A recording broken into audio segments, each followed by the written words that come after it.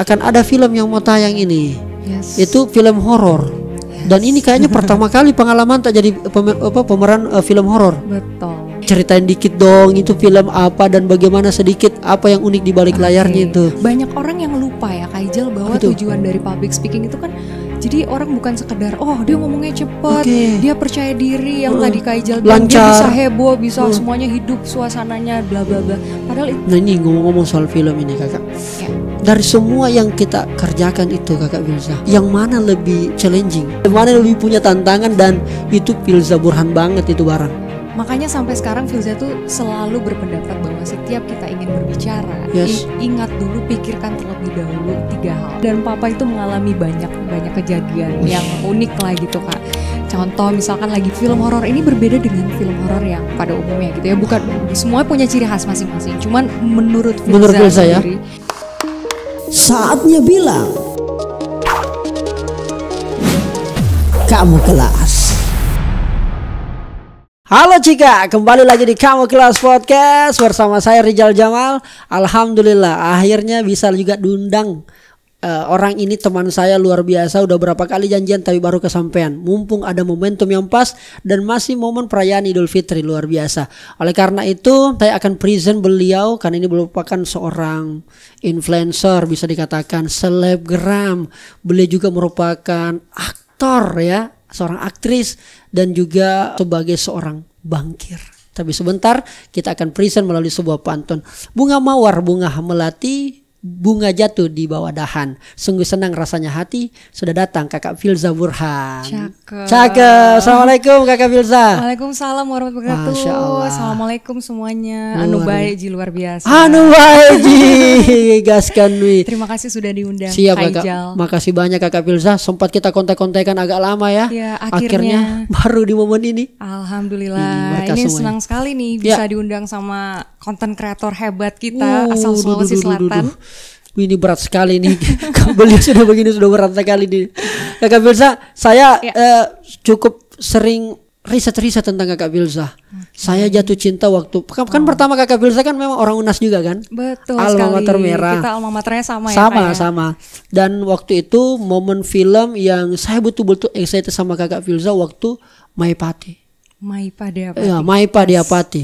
Diapati Datu Museng itu luar biasa. Terima kasih Kak Ijal. Saya bisa bayangkan itu proses pengambilan gambarnya yang outdoor dan sebagainya, dahsyatnya itu. Luar biasa Kak. Luar biasa. Tapi kali ini kakak saya bagusnya sebutkan Kakak Filza ini adalah sebagai seorang influencer kah, aktris kah, konten kreator kah, atau apa Kakak, selebgram dan seterusnya, yang lebih personal brand, atau juga seorang trainer kah? Mana ini Kakak? Sebenarnya yang mana aja bisa sih Kak. Mana aja bisa ya. Filza pun juga sebenarnya sampai sekarang bingung sih sebenarnya lebih memilih disebut yang mana gitu ya, tapi ya mungkin just call me Filza aja deh. Filza aja deh ya. Jadi Filza ini juga banyak ya. Beliau ini juga sebagai juga buat konten juga, terus buat pelatihan juga. Kebetulan sama ya yang public speaking itu. Nanti kita boleh collab nih. Wajib itu. Public speaking ya. Antara Beda Baik dan Soulful speaking. Itu luar biasa. Dipromosiin lagi nih sama Kak Ijal di sini kapan lagi. Supaya ini banyak memberitahukan ke publik bahwa public speaking itu adalah sebuah skill yang bisa dilatih. Betul banget. Banyak orang yang udah pintar sendiri nanti itu. Yes. Begitu yang saya dapat Kakak. Betul. Ternyata kan bisa dilatih. Betul sekali. Luar biasa. Kan banyak orang ya kalau bahas tentang public speaking ini yang berpikir public speaking itu hanya dibutuhkan bagi orang yang memang bidangnya di situ. Dalam tanda kutip bidangnya di situ itu seperti penyiar radio, penyiar televisi, MC, host, dan kayak Kak Ijal ini. Padahal sebenarnya pada faktanya siapapun kita, dimanapun kita berada, apapun profesi kita itu membutuhkan yang namanya public speaking. Itu. Dia daily activity. Betul. Sama dengan makan. Sebuah kegiatan sehari-hari yang mau tidak mau, suka tidak suka, kita akan lakukan. Betul sekali. Bahkan kan ada berbagai riset ya Kak Ijal yang menunjukkan bahwa manusia itu sebagai makhluk sosial dalam satu hari bisa mengeluarkan sekitar puluhan ribu kata. Satu hari? Yes, 20 ribuan kata itu bagi perempuan nih khususnya ini bisa sampai segitu jumlah kata yang dikeluarkan. Nah yang menjadi pertanyaan adalah apakah setiap harinya itu kita bisa menggunakan kata-kata itu dengan baik? Apakah kita bisa menggunakan keterampilan public speaking yang mungkin orang bilang cuap-cuap doang, ngomong doang itu bisa dengan baik gitu? Makanya biasanya ada yang namanya miscommunication kan. Betul. Nah, jangan sampai itu terjadi gitu. Ada miscommunication atau mungkin makanya sampai sekarang Filza tuh selalu berpendapat bahwa setiap kita ingin berbicara, ingat dulu, pikirkan terlebih dahulu 3 hal. Apakah itu penting? Apakah itu penting? Apakah itu baik? Apakah itu dan baik? benar gitu. Nah, seperti yang sering Kak Ijal bilang juga gitu kan, ini harus menginspirasi, mengedukasi, betul kan? Kak Ijal sering ngomong kayak gitu. Nah, itu dia makanya perlunya kita untuk terus meningkatkan yang namanya keterampilan public speaking. Nah, masalahnya biasa juga ini Kakak Filza, kita ngomong sedikit public speaking ya, karena kita punya seprofesi yang sejenis dengan Kakak Filza di situ. Ada yang selalu mengatakan kalau saya buat konten Kakak, dan itu kadang-kadang saya mau pensiun dini. Dia katakan, lu tuh Bang ngomong doang itu burung beo juga bisa. Banyak yang bilang gitu.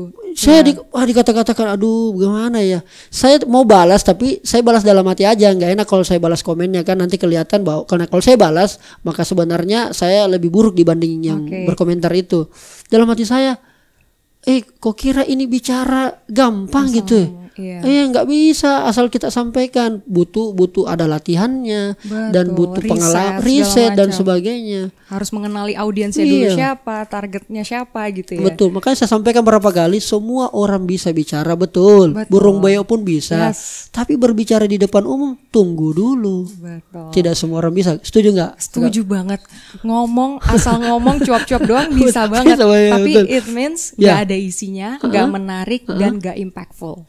Gak ada manfaatnya. Kelas betul nih, nggak impactful, itu kata-kata yang saya garis bawah itu. Yang paling penting. Kalau Kakak Filza kenapa sih tertarik di situ kan Kakak Filza? Apakah sejalan dengan memang jurusannya atau adakah latar belakang khusus yang memotivasi kemudian kayaknya gue perlu belajar khusus nih buat public speaking secara teori, secara metode dan berbagai macam pengalaman terus dielaborasi dan juga bisa mengajarkan ke orang. Adakah pengalaman misalnya kayak saya Kakak, kenapa saya mau belajar public speaking? Karena saya pernah diketawai satu masjid. Oh gitu. Wah, menarik nih. Waktu SMP. Sejarahnya. Iya, waktu SMP saya kan anak pesantren, disuruh ceramah, udah 3 bulan kita mondok, saya belum bisa. Saya cuma bisa assalamualaikum, mukadimah udah selesai, nggak bisa judul.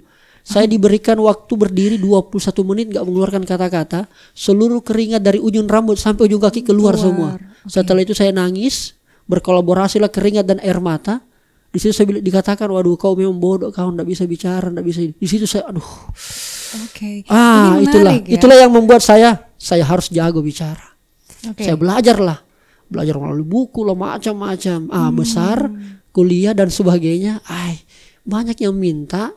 Kan saya kan juara pidato Kakak Filza tingkat provinsi. Dari yang sebelumnya mau ngasih pidato aja keringatan, akhirnya sekarang banyak tawaran untuk ngomong. Tawaran untuk ngomong setelah juara-juara, dan itu yang mengantarkan saya masuk ke kampus Universitas Hasanuddin.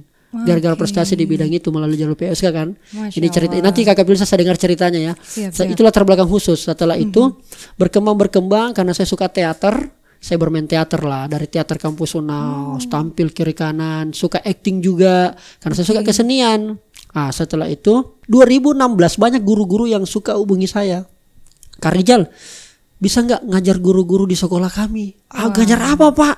Ngajar cara mengajar yang baik, public speaking. Waduh, Pak, memang kelihatan lihat saya jago Pak, tapi saya nggak tahu bagaimana cara ngajarnya. Bertahun-tahun akhirnya udah 2019 saya ke Jakarta ambil SIM-nya untuk bisa ngajar, makanya Certified Professional Trainer kalau saya. Kalau Kakak bisa kan CPS ya. Certified Public Speaker. Tapi kurang lebih sama ya. Sama kok. Untuk bermanfaatan ya. Betul. Itulah terbelakang khusus. Kalau Kakak Filza gimana sih? Kenapa kemudian awal mulanya gitu ya Kak. Jadi sebenarnya basicnya Filza itu dari kecil sebenarnya memang suka dengan hal-hal yang berbau seni sebenarnya Kak. Jadi pas SD, kebetulan kan waktu itu SD di Jogja ya. Ada pelajaran khusus kesenian kayak karawitan itu yang gamelan segala macam. Itu tuh Filza suka banget Kak. Filza pasti langsung ikutin gitu. Kemudian pas SMP mulai ikut yang namanya teater juga semacam itu gitu. Jadi sebenarnya public speaking itu kan namanya juga public speaking, berbicara di depan umum ya. Mungkin sebenarnya sedikit banyak dari kecil itu perasaan-perasaan ingin tampil di depan umum itu sudah ada. Sudah ada ya, percaya diri gitu. Melalui kecintaan Kesenian. terhadap seni. Ya, terus akhirnya mulai les vokal juga karena dari kecil juga suka nyanyi sambil main keyboard waktu itu gitu-gitu. Pianis Berlio ini. Belum juga belum sih. Nih. Wah, seandainya ada piano kita siapkan, kita langsung tes ya. Masih termasuk amatir lah, tapi bisa kalau disuruh main sambil main piano. Nah, terus lama kemudian Filza mulai memasuki yang namanya dunia modeling gitu.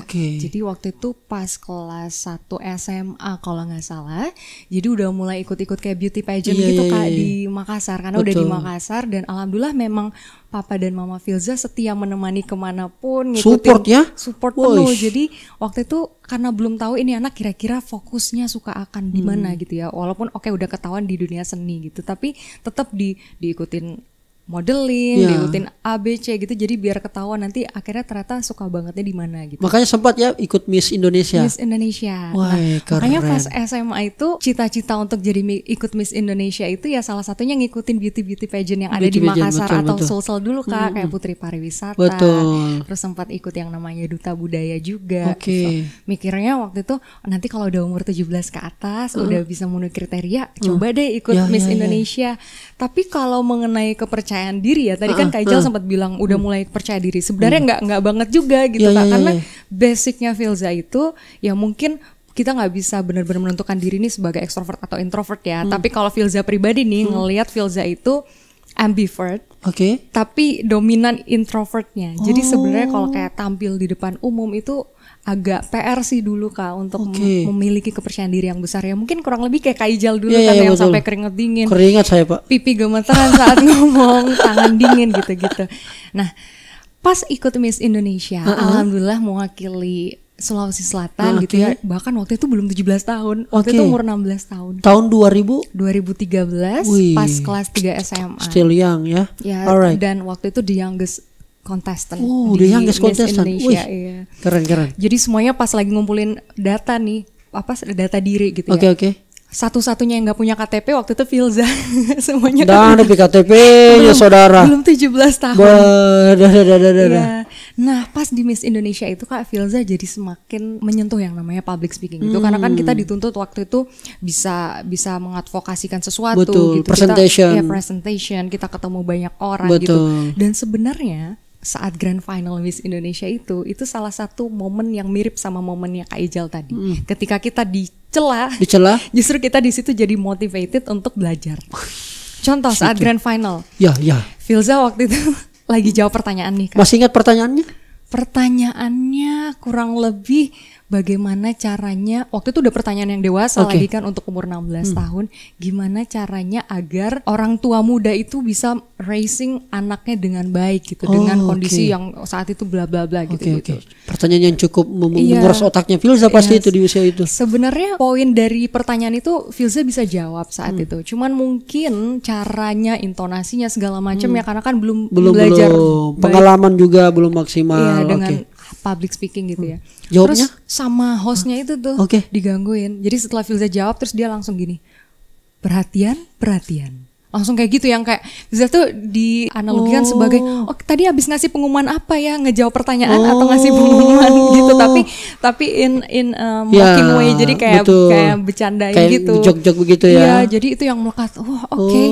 Aku dianggap berbicaranya seperti itu. Aku akan mengubahnya, aku akan belajar gitu-gitu. Akhirnya Filza belajar dari presenter segala macam, ngeliat di TV, autodidak. Tau nggak Kak, Filza sampai kalau kayak baca tulisan kayak gini aja nih di jalan, Filza langsung belajar intonasi. Contoh kayak kamu yang aku mau, atau nggak diganti lagi kamu yang aku mau gitu, atau diganti lagi kayak kamu yang aku mau gitu. Jadi kayak subhanallah, kayak bener-bener baca tulisan apapun di baliho, pokoknya Filza jadi motivated untuk belajar intonasi. Baca koran dibaca seperti membaca berita, atau news presenter yang casual atau yang santai gitu kan. Akhirnya mulai bergabung di salah satu TV lokal di Makassar. Disitulah Filza belajar, dan waktu itu masuk S1 kuliah itu sebenarnya Fakultas Hukum di Universitas Hasanuddin, tapi itu kan sebenarnya relate ya Kak. Anak hukum itu juga tetap diajar untuk berpikir kritis dan bagaimana caranya bisa berbicara dengan baik. That's why Filza juga ya masih menyempatkan untuk siaran gitu. Jadi pulang kuliah siaran, siap-siap siaran malamnya kayak gitu hampir setiap hari.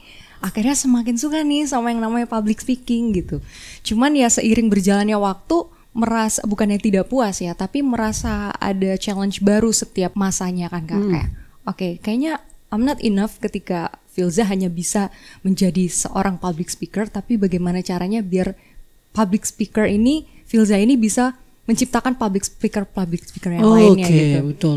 That's why ngambil sertifikasinya. Public speaker itu. Dan itu BNSP ya? BNSP, keren. Sertifikasi Profesi. Luar biasa. Ini adalah saya kira memang Makassar, Sulawesi Selatan itu tidak pernah kekurangan talenta muda yang luar biasa berbakat. Memang kok saya rasa Kakak Filza ya, sektor ini memang masih banyak yang belum aware. Yes. Masih banyak yang menganggap bahwa public speaking itu adalah sebuah skill yang sangat penting dan itu bisa dipelajari dan itu ada sekolahnya. Ya, orang selalu menganggap belajar pintar sendiri jika nanti itu jam terbang memang membantu, tetapi sekali lagi ada metode saya Kakak. Betul, teknik. Ya, jadi saya pernah waktu saya kan banyak organisasi yang saya pimpin jadi ketua. Waktu saya sambutan jadi ketua belum tahu belajar, belum tahu metodenya, belum pernah ikut pelatihan, belum ambil CVT-nya. Ketika saya perhatikan saya sambutan pidato yang sebelum saya sekolah dan ketika saya sambutan, ketika sudah tahu ilmunya, metodenya dan cara mengajarnya beda banget. Ya. Makanya saya sampaikan kalau saya bikin kelas kan saya perlihatkan saya punya video before and after Rijal Jamal. Ketika supaya apa? Ternyata ya Kak Rijal memang beda ketika memang bisa bicara berani percaya diri tetapi menyusun kalimat, penyampaian diksi, intonasi pas yang gimana dan sebagainya. Dan tidak hanya itu, bagaimana kita bisa berbicara percaya diri tetapi juga bisa merangsang orang, bisa membuat mereka bergairah atau bahkan bisa mengeluarkan air mata dan sebagainya, atau justru cerianya yang luar biasa itu kan ada ilmunya semua. Banyak orang yang lupa ya Kak Ijal bahwa tujuan dari public speaking itu kan jadi orang bukan sekedar dia ngomongnya cepat, dia percaya diri yang tadi Kak Ijal bilang dia bisa heboh, bisa semuanya hidup suasananya bla bla bla. Padahal itu nggak cukup. Sebenarnya esensi atau tujuan dari public speaking adalah ketika itu bisa menginformasi yang pertama. Kemudian yang kedua menghibur boleh, mungkin seperti stand up comedian dan sebagainya. Tapi yang ketiga adalah bisa memobilisasi atau menggerakkan. Nah itu tadi yang kata kuncinya impactful. Ini penting bagi caleg-caleg ini Kakak Filza ya. Bisa yang mau maju politik ini. Jadi ngomong tidak sekedar ngomong doang yang banyak orang bilang, tapi gimana caranya setiap ucapan atau pesan yang kita sampaikan itu menghujam benak pendengar atau audiens. Menghujam jantungku ini. Itu namanya soulful speaking. Itulah harus soul speaking. Ada jiwanya. Harus ada jiwanya, dan kalau mau berjiwa ya hubungi langsung Kakak Filza. Dan kalau mau beda baik ya asik sekali. Kakak, terus kemudian setahu saya kan Kakak ini pernah sempat berapa kali saya lihat Kakak Filza di TV lokal kan, yang kebetulan memang saya juga pernah kerja di situ Kakak sebagai seorang talent dan juga pernah sebagai tim kreatif. Cuma memang nggak panjang karena waktu itu harus menyesuaikan jadwal kuliah dan juga organisasi, di mana lagi sembari kerja kan. Nah, terus saya lihat Anda juga seorang main film juga. Tiba-tiba ini siapa ini? Wah, ini bintang baru Makassar ini, perempuan bertalenta, main film dan seterusnya. Nah ini ngomong-ngomong soal film ini Kakak, dari semua yang kita kerjakan itu Kakak Filza, yang mana lebih challenging? Asik ya, cocok bahasa aku itu deh. Yang mana lebih challenging, yang mana lebih punya tantangan, dan itu Filza Burhan banget itu barang. Kalau harus memilih salah satu dari sekian CV-nya Kakak Filza ini, yang mana kira betul-betul? Mungkin karena di luar dari sekarang yang paling Filza tekuni adalah itu ya Kak. Dalam hal communication sih atau public speaking sih. Karena ya sekali lagi semua kata yang kita ucapkan atau bagaimana cara kita bersikap itu kan termasuk dalam hal public speaking ya. Itu harus kita pertanggungjawabkan gitu. Nice. Walaupun hal-hal lain juga kita main film itu juga harus dipertanggungjawabkan segala macamnya. Tapi menurut Filza, seseorang itu bisa dinilai atau sesuatu hal yang bisa mengidentifikasikan seseorang itu adalah the way they speak gitu kan. Bagaimana cara dia berbicara. Nah, apalagi sekarang Filza membuka kelas training untuk public speaking, jadi itu tanggung jawabnya akan semakin besar gitu. Betul. Ada tanggung jawab di mana ketika peserta sudah datang ke Filzah itu benar-benar bisa berubah, dan Filzah anggap itu amal jariahnya juga bisa dapat banget. Tapi bisa sebaliknya juga, ada hal yang salah, satu kata aja yang salah kita berikan dan dia terapkan, itu kan juga jadi bumerang buat kita gitu. Jadi berarti lebih ke situ ya, challenging itu di communication skill itu. Betul, Kak. Luar biasa. Ini menandakan bahwa komunikasi itu penting banget Pak. Jadi jangan pernah disepelekan. Betapa banyak orang berkonflik itu gara-gara komunikasi, Bos. Pemimpin kita kalau nggak bagus komunikasinya ke masyarakat, viral kau Pak langsung. Ya kan? Dan bahkan bukan cuma dari kata-kata yang keluar ya Kak, dari caranya, gesture badannya aja bisa membuat kita menilai beliau-beliau kan ya. Makanya ada penelitian dari salah satu komunikator dunia gitu, ada Profesor Albert Mehrabian yang mengatakan bahwa dari beberapa kunci efektivitasnya komunikasi itu, efektifnya komunikasi itu ada 3 hal kan. Kalau kita ngomong itu ada yang namanya kata-kata of course, kalau nggak ada kata-kata kita nggak ngomong. Betul. Yang kedua adalah vokal atau suara kita, intonasinya, temponya, volumenya itu menentukan yang namanya vokal. Kemudian yang ketiga adalah visual atau facial expression atau gesture. Ternyata dari 3 poin ini yang paling besar pengaruhnya terhadap efektivitas sebuah komunikasi adalah visual. Facial expression, gesture, body language, ya makanya penting sekali yang namanya ada etika. Mulai masuk ruangan misalkan, cara duduk saat berbicara, cara berdiri saat berbicara, tangan kita saat ngomong, pegang mic kan, ada betul. semua ilmunya Bos. Jadi ya bukan ngomong doang, betul.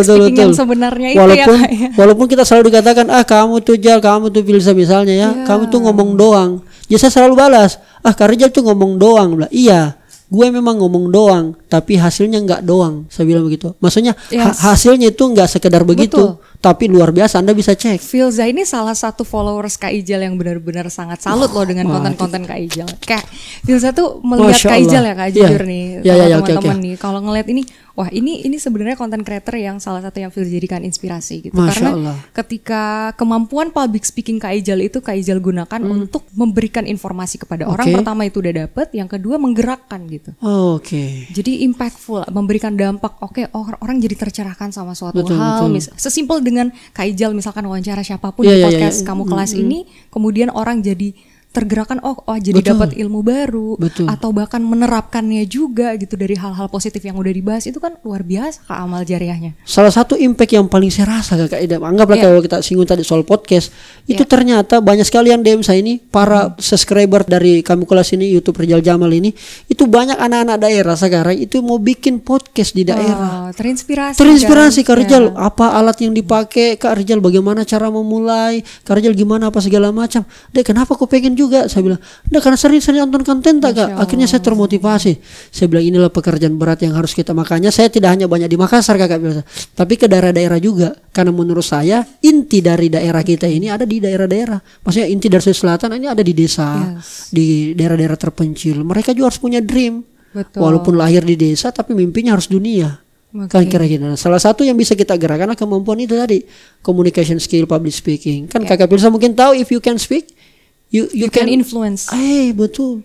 If you can influence, you can change the world. Subhanallah. Selesai bola-bola ini. Keren. Nah, Kakak Filzah, saya mau fokus ke film sedikit ini Kakak. Baik. Saya baru 1 kali ini pernah bikin film Kakak. Bukan bikin film, main film. Diajak sama Kak Rere, dan saya pernah 1 kali bikin film pendek waktu 17 Agustus 2019. Kebetulan saya lahir 17 Agustus. Jadi saya mau berikan kado kepada negara bahwa inilah karya saya, film pendek durasi 12 menit, ada di YouTube kok. Itu pemerannya Kak Ijal sendiri. Saya sutradara. Saya sutradara. Di balik layar ya. Ya, di balik layar. Saya sutradara. Filmnya bertema tentang pendidikan dan kesehatan, dan ada sedikit tentang hubungan keluarga. Mengingat saya sebelumnya adalah keluarga dari broken home, jadi saya masukkan unsur itu. Dan hasil riset di Makassar, melihat anak-anak muda yang selalu isap-isap lem, pembegalan. Saya coba korelasikan semua itu, dan film itulah yang saya pakai untuk selalu kampanye ke sekolah-sekolah, dan itu banyak guru-guru tersadar dan termasuk anak-anak sekolah juga. Itu yang saya pakai. Nanti bolehlah saya kirimkan linknya nanti Kakak Filzah. Mohon dikoreksi, masih banyak kekurangan.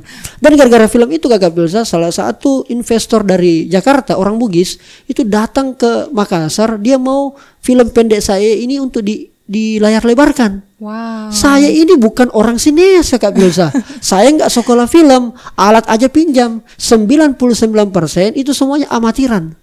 Pemainnya mulai kameramen apa segala, cuma satu orang yang profesional yang memang sebagai DOP-nya. Yang pengarah kamera kan, selebihnya kru, pemain apa semua nggak ada pengalaman film. Hanya persoalannya jago acting aja.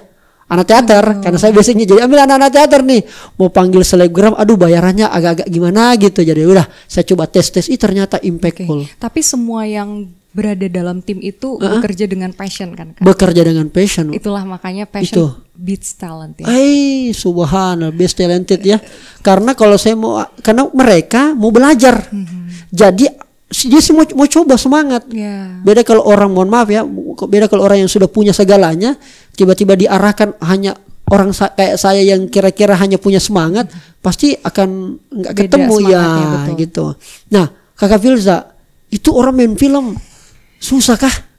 Ya ternyata tidak semudah yang kita udah nonton, udah itu dia. Itu ya. Iya, betul. Filza pun juga menyadari itu ya, Kak. Wah luar biasa nih.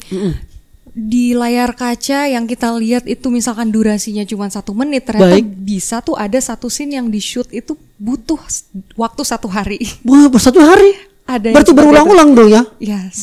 Bahkan ada yang scene pendek-pendek itu yang memang membutuhkan berhari-hari juga gitu. Karena ya kita lihat itu kan yang sudah jadi aja gitu ya. Oh ternyata pembuatan film itu sedetail itu, prosesnya ya. Iya, yang kita misalkan lagi di shoot seperti ini, berdua ini ternyata harus diulang dari angle belakang lagi, dari depan lagi, dari samping lagi gitu. Jadi itu sebenarnya effort bagi kameramen, sutradara dan pemain sendiri juga gitu ya, luar biasa. Itu salah satu yang yang cukup butuh effort ya. Iya, dan menariknya kita lihat di Makassar ini ya Kak ya. Ngomong-ngomong sineas nih tadi ini kan memang geliatnya sudah semakin bergejolak. Alhamdulillah. Dan alhamdulillah bisa menayangkan film yang bisa ditayangkan di bioskop seluruh Indonesia. Betul. Itu patut kita apresiasi gitu. Jadi ya kita harus setidaknya nonton karyanya. Nonton karyanya teman-teman. Kenapa? Supaya ini bisa kan, supaya ekonominya terputar rata gini lah, bilang anak-anak atau. Dan sekarang ini Kakak Filza kerennya karena akan ada film yang mau tayang ini. Itu film horor. Dan ini kayaknya pertama kali pengalaman tak jadi pemeran film horor. Betul. Ceritain dikit dong, itu film apa dan bagaimana, sedikit apa yang unik di balik layarnya itu. Mungkin kalau personally dari Filza dulu ya. Filza bahas. Ini banyak orang yang bilang kemarin habis memerankan karakter yang bernama Maipa Deapati, seorang putri seorang yang raja, anggun, yang terhormat, kalem, bla bla bla, dan seorang istri juga gitu yang dewasa, bla bla bla. Sekarang tiba-tiba memerankan film horor, bukan film sejarah seperti yang sebelumnya, bukan film kolosal seperti sebelumnya, ini film horor dan karakternya ini tomboy, muda dan pemarah, berani gitu-gitu. Begitu karakternya? Iya, Kak. Makin penasaran saya nih. Orang-orang pada bilang, "Oh, Filza bisa." Gitu karena mungkin keseharian Filza ya, kalau banyak orang yang bilang, "Oh, Filza itu kayaknya pembawaannya ya kalem, ya kayak gitu kurang lebih ya kayak. Kok bisa bawain gitu?" Terus katanya ada adegan yang kesurupan segala macam gitu-gitu. Filza bilang ya itulah namanya seni, berperan. Kita bisa menjadi siapapun saat kita acting di depan kamera gitu. Itulah namanya seni. Ya. Dan ini kerennya film horor ini Kak. Dan Filza itu bukan yang sekedar main film itu tidak melihat skenario keseluruhannya gitu. Bukan cuma melihat peran Filza sendiri, karakter Filza sendiri seperti apa, tapi melihat secara keseluruhan apakah ini film ini memberikan makna yang positif juga gitu. Jadi film horor ini ternyata senangnya Filza, fortunately waktu mulai dari awal ngeliat, wah Filza suka banget, Filza pengen banget bisa bergabung di film ini, karena film horor ini berbeda dengan film horor yang pada umumnya gitu ya, bukan semua punya ciri khas masing-masing. Cuman menurut Filza sendiri, gimana itu bedanya? Ya, film horor satu ini nih tidak hanya sekedar menakut-nakutkan, mengaget-ngagetkan penonton, tapi ada unsur romantisnya juga ada. Hiburannya juga ada, tapi yang terpenting adalah sekali lagi Filza mau semua hal itu impactful, ada manfaatnya gitu. Ini ternyata ada edukasinya juga. Ada edukasinya. Jadi intinya adalah mengingatkan kita semua juga gitu bahwa kita ini kan berdampingan sama yang namanya makhluk halus. Makhluk gitu halus ya. Dan tidak serta-merta ini selalu aman terus gitu berdampingan dengan mereka. Ada kalanya mungkin satu sama lain mengganggu. Mungkin kita yang tidak sengaja mengganggu mereka atau mereka juga yang sebaliknya ke kita seperti itu. Nah, gimana caranya nih kita bisa hidup berdampingan dengan baik gitu. Kita pun kalaupun ada gangguan yang negatif gitu kita bisa tetap kuat. Makanya ada di trailernya itu, itu oh kau ini Kapinawangan gitu. Kapinawangan itu ketempelan atau diikuti oleh makhluk halus. Wih, merinding saya ini Pak. Kapinawangan ya istilahnya ya. Dan di situ makanya diajarkan secara tidak langsung di film ini kenapa sih seseorang itu bisa diikuti. Mengalami Kapinawangan atau diikuti makhluk halus. Gimana caranya biar kita ini mentally, spiritually bisa kuat gitu. Wih, kerennya. Mungkin dari ibadahnya yang ditingkatkan dan segala macam, karakter kita yang diubah segala macamnya itu bisa disiratkan di film ini. Film itu berjudul The Demit. Diikuti makhluk halus. The Demit diikuti makhluk halus, tayang mulai tanggal 4 Mei 2023. Pas tuh hari Kamis kan. Malam Jumat. Boleh. Buat biar makin dapat film. Betul, teman-teman yang suka tantangan, adrenalin, makanya kemarin kan juga saya bikin konten ya kan. Iya, terima kasih banyak Kak Ijal. Tantang adrenalinmu supaya kita ini lebih lebih punya gairah, lebih semangat dan sebagainya. Kadang-kadang saya tuh termasuk orang yang jarang nonton film horor, apalagi beberapa tahun itu sebelumnya kan tren film horor itu agak-agak kadang-kadang ada bukan horornya yang lebih ditonjolkan, tetapi ada sedikit ya adegan-adegan yang kadang-kadang tidak cocok untuk anak-anak dan sebagainya. Betul. Tapi tren ke belakang ini keren banget. Contoh misalnya beberapa film kan yang sudah box office ya kan penontonnya jutaan. Ini menandakan bahwa film horor ini diminati dan itu terangkat dari kearifan lokal. Betul. Termasuk The Demit juga kan? Betul. Syutingnya di mana itu Kakak? Syutingnya di Makassar dan Malino Kak. Makassar dan Malino ya, ada rumah yang sepertinya rumah itu panggung yang masih benar-benar ada unsur-unsur sejarah budaya di sana gitu. Dan itu ceritanya rumahnya, kalau dicerita film itu rumahnya orang tua rumah peninggalan bapak. Rumah peninggalan bapak. Dan fun fact itu di dunia nyata behind the scene juga horor beneran film itunya. Saya kira dikasih horor-horor. Memang horor betulan? Horor beneran. Apakah banyak kejadian yang unik? True story. Adakah kejadiannya atau sempatkah kesurupan Kakak Filza? Atau hampir kesurupan banyak. Kalau kru-kru hampir kesurupan banyak. Hampir kesurupan. Dan kebetulan kan Filza ditemanin sama papa mama juga ya Kak. Kita nginep di sana. Waktu syuting? Mama ikut? Betul. Pengawalan yang ketat protokoler. Terus? Kita nginep di sana dan papa itu mengalami banyak kejadian yang unik lah gitu Kak. Contoh misalkan lagi mandi banyak yang ketok-ketok atau ada yang kayak mencakar-cakar padahal nggak ada apa-apa, nggak ada hewan, nggak ada apa-apa. Serius ini? Ya serius. Di lokasi film The Demit ini? Di lokasi itu Kak. Jadi ada satu adegan yang ini sebenarnya sangat mencekam sih. Termasuk klimaks dari film itu juga gitu. Di mana Filza itu adegannya harus teriak-teriak manggil The Demit itu. Jadi kayak nantang, keluar kok, sini kok gitu-gitu. Tapi diteriak seteriak-teriaknya. Dan di waktu yang sudah tengah malam juga syutingnya itu tuh sampai ada salah satu. Dan memang malam syutingnya? Sering malam Kak. Karena biar ambience-nya dapat suasana malamnya ya. Dan kita memang waktu itu efisiensi waktu gitu ya. Jadi benar-benar kalau bisa sampai setengah malam ya, tapi emang serunya di situ sih. Jadi challenging, feel-nya lebih dapat lagi horornya. Dan kau lewati semua itu deh. Ya, ada salah satu tim yang sampai bilang, Filza, untung kau bisa lewati adegan yang tadi tuh. Jadi dia kayak agak indigo gitu Kak. Dia bilang tadi kau tahu di sebelah sana, sini, situ, udah siap menerkam dirimu. Oh ya, oke, alhamdulillah. Ya bisa dilaluin mungkin ya berkat doa-doa itu. Jadi di sini juga mengajarkan kita sih filmnya intinya kalau kita baik di layar maupun di belakang layar, Filza pun juga jadi teredukasi lagi Kak, teringatkan lagi, terimain lagi bahwa selama kita mengingat kepada Allah Subhanahu wa taala, dan ini mungkin Filza juga tertolong karena doa orang tua sih. Iya betul. Karena ada papa mama juga di sana. Luar biasa. Jadi bisa lancar proses syutingnya. Syutingnya berapa lama Kakak? 2 minggu Kak. 2 minggu. Wah, ini makin penasaran kita mau saksikan nonton film The Demit ya. Mudah-mudahan itu bisa menginspirasi karena tadi dia sudah spill ini Pak, dia bocorkan ini bahwa ada unsur edukasinya. Iya, betul. Unsur edukasinya ini kalau kita film horor ada edukasinya, bagaimana ceritanya? Karena kita penasaran, kita nonton saja nantilah. Yes, kita nobar ya Kak. Kita nobar Kak ya. Kita janjian boleh nanti Kak ya. Wah luar biasa. Terima kasih banyak. Kita ajak teman-teman nonton, nanti ditemani sama pemain filmnya ya, pemeran utama Kakak Filza, luar biasa. Kakak Filza, terakhir nih yang saya mau tanyakan, banyak teman-teman di luar sana, terutama yang cewek ya. Saya itu kadang-kadang punya keresahan Kakak Filza. Kenapa saya punya banyak keresahan, terutama banyak teman-teman ini yang mau menjadi content creator, banyak orang yang mau menjadi influencer dan macam-macam lah. Tapi kita kekurangan, sadar tidak sadar itu kita kekurangan sebenarnya influencer atau sejenisnya tapi perempuan. Kebanyakan didominasi laki-laki. Nah, makanya berapa kali tuh brand dari luar Makassar datang ke Makassar ini karena kan butuh public speaker, butuh pembicara, narasumber dan sebagainya. Saya selalu pasti dikontak. Ya, apa segala macam. Alhamdulillah informasi tentang apa yang kami buat ini sudah sampai ke nasional dan seterusnya. Jadi Kakak Rijal dan sebagainya. Nah, kadang-kadang kalau ada beberapa event yang cari pembicara atau influencer perempuan sejenis saya misalnya atau yang serupa atau bagaimana.